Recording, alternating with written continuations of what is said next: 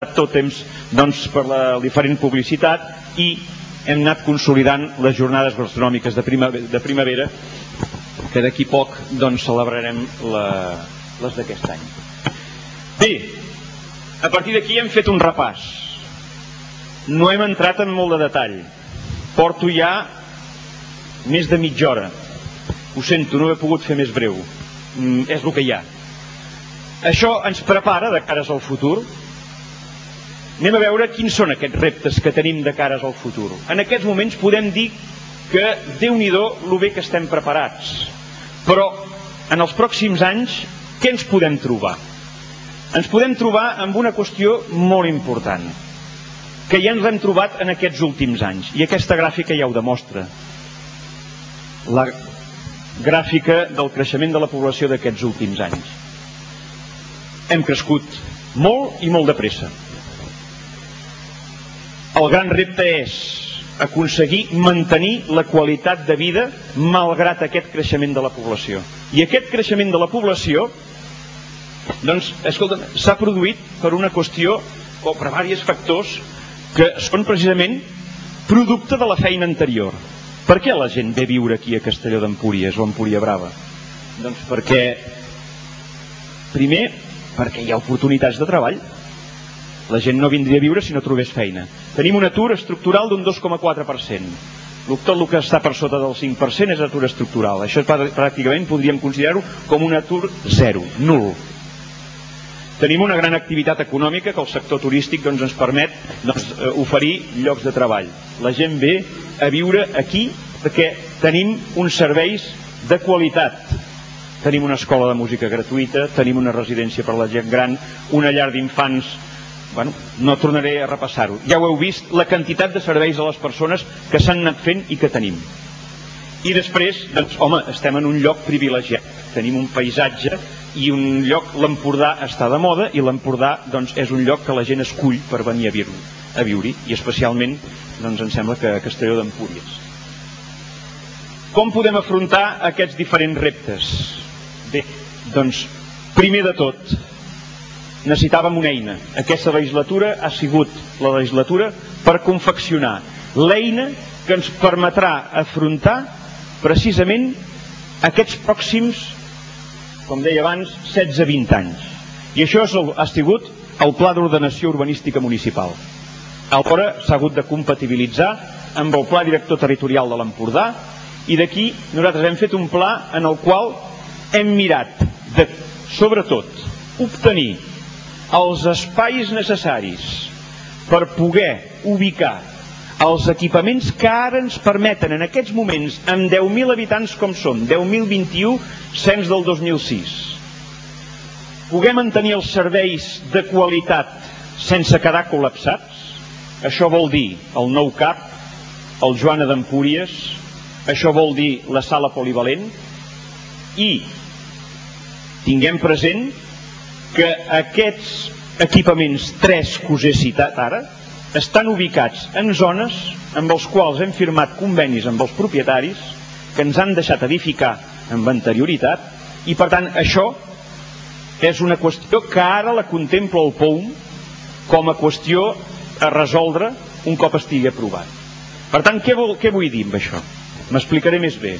Que en aquests moments, si no tinguéssim el POUM i no haguéssim fet aquests convenis, no tindríem ni un metre quadrat per poder construir ni el CAP, ni el Joana d'Empúries, ni la sala polivalent, ni altres equipaments que puguem necessitar d'ara endavant.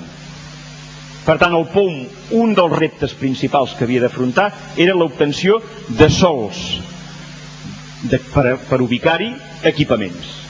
18,48 hectàrees.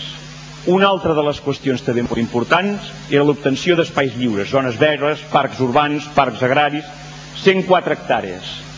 Hem aconseguit resoldre temes de mobilitat urbana, com abans deia l'Eudal, amb diàleg, amb col·laboració, amb aportacions de tothom i de tota mena, però com a mínim ho hem resolt.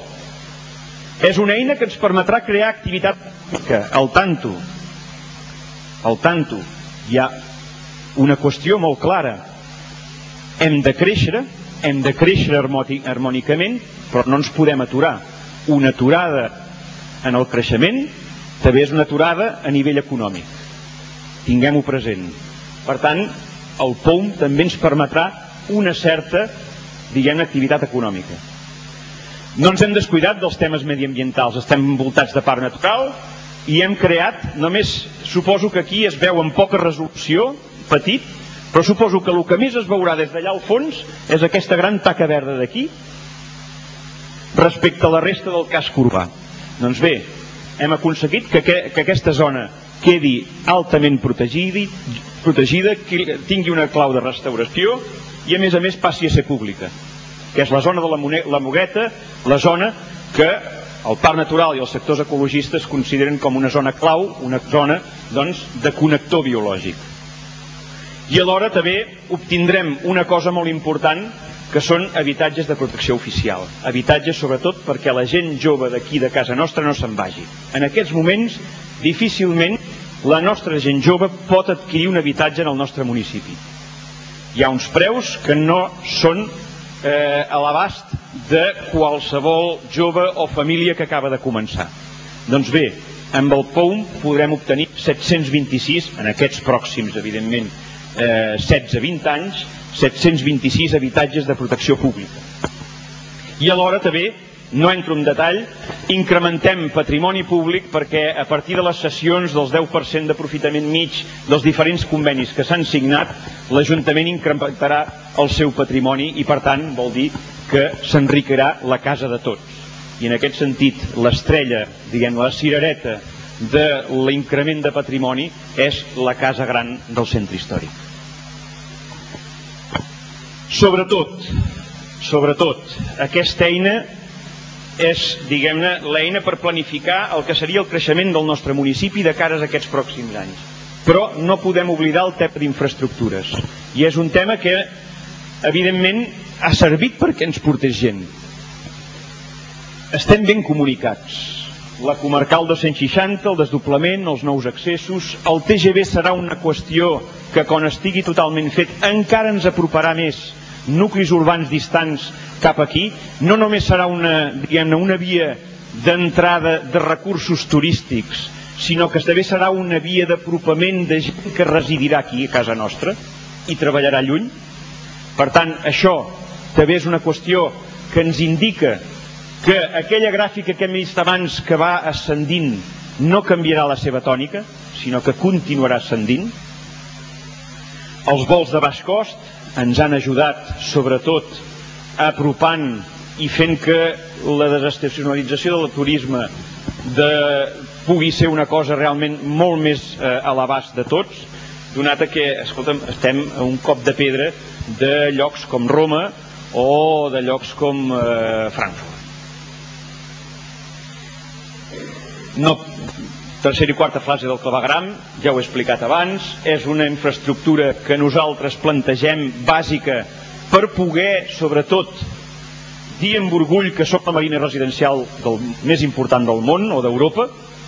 Fins ara ho havíem de dir, ho dèiem, perquè evidentment hem de fer màrqueting, hem de fer promoció del nostre municipi i hem de fer promoció també d'Empúria Brava, però no podíem dir que encara hi havia indrets, i encara n'hi ha, diguem-ne, que van amb fossa sèptica un tema que podríem dir-ne primitiu i absolutament obsolet. Hem de tenir una xarxa de clavegram que és una qüestió bàsica. Les tenim engegades, s'estan fent i en els pròxims 3 anys ho tindrem acabat. Complementàriament amb això, què fem? Gasifiquem Empúria Brava, soterrem la telefonia, renovem tot l'enllumenat públic, fem els desguassos pluvials nous i no només els farem d'aquí, sinó que els farem de Castelló Nou també. Perquè amb l'OPOUM ja hem arribat a un compromís amb, diguem-ne, el desenvolupament que es fa en tota la zona, diguem-ne, de tocar el Castelló Nou, que se li ha encarregat en el polígon totes les obres per resoldre el tema greu que tenim en aquests moments d'embassament d'aigües plujanes a Castelló Nou. I el que us deia, amb tot el pla de mobilitat que hem elaborat a través del POUM, tenim previst creació de nous carrils bici i alhora no només en zones de l'extraradi, com podríem dir el que us he citat abans, de connexió entre Castelló i el Masnou, sinó també a nivell urbà, sobretot a l'àrea d'Empúria Brava. Ens hem anat